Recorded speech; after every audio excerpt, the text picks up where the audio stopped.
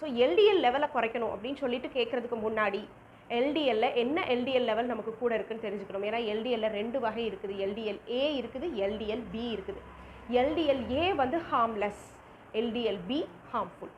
So இதெல்லாம் தெரிஞ்சுக்கிறதுக்கு முன்னாடி இந்த கொலஸ்ட்ரால் எதுக்குங்க நம்ம உடம்புல இருக்குது, இந்த கொலஸ்ட்ராலுக்கு ஏதாவது தேவை இருக்கா, ஏன் இது வந்து நம்ம உடம்புல உற்பத்தி ஆகுது, ஏன் நம்மளை இவ்வளோ கஷ்டப்படுத்துது அப்படின்னா கொலஸ்ட்ராலுடைய தேவை ஏராளம். நம்மளுடைய உடம்பே வந்து ஒரு நாளைக்கு 3000 மில்லிகிராம் கொலஸ்ட்ரால் உற்பத்தி பண்ணுது. ஏன்னா நம்மளுடைய உடம்புல நிறைய செயலாக்கத்துக்கு வந்து இந்த கொலஸ்ட்ராலுடைய தேவை இருக்குது. இதில் முக்கியமானது அப்படின்னு பார்த்தீங்கன்னா நம்மளுடைய செல் மெம்பரேனோட ஃபார்மேஷனுக்கு அது தேவைப்படுகிறது.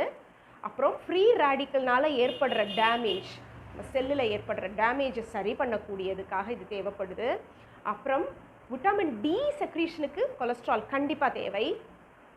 நம்மளுடைய ஃபேட் அப்சார்ப் பண்ணுறதுக்கு இந்த பைல் செக்ரீஷன் இல்லையா, இதுக்கும் நம்ம கொலஸ்ட்ரால் ரொம்ப ரொம்ப தேவைப்படுது. இது மட்டும் இல்லாமல் ஈஸ்ட்ரஜன், ப்ரொஜெஸ்ட்ரான், கார்டிசோல் இந்த மாதிரியான ஹார்மோன்கள் நமக்கு உற்பத்தி ஆகிறதுக்கு கொலஸ்ட்ராலுடைய ப்ரெசன்ஸ் கண்டிப்பாக அவசியமானதாக இருக்குதுங்க. சரி, அப்போது இந்த type A LDL, type B எல்டிஎல்னு சொன்னோம் இல்லையா, டைப் பி எல்டிஎல் கெட்டதுன்னு சொன்னோம். ஸோ இந்த எதனால் கூடுது அப்படின்னு பார்த்தீங்கன்னா நம்ம கண்டிப்பாக கொலஸ்ட்ரால் சாப்பிட்றனால கிடையாது.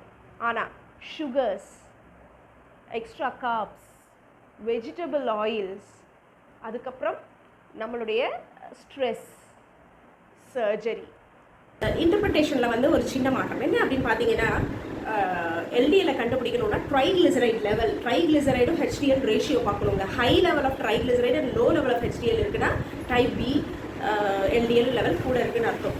இதுவே ட்ரைக்ளிசரைட் லெவல் கம்மியாகவும் ஹெச்டிஎல் லெவல் கூடுதலாகவும் இருந்ததுன்னா டைப் ஏ இருக்குது. ஸோ அது ஹெல்த்தியான எல்டிஎல் லெவல்.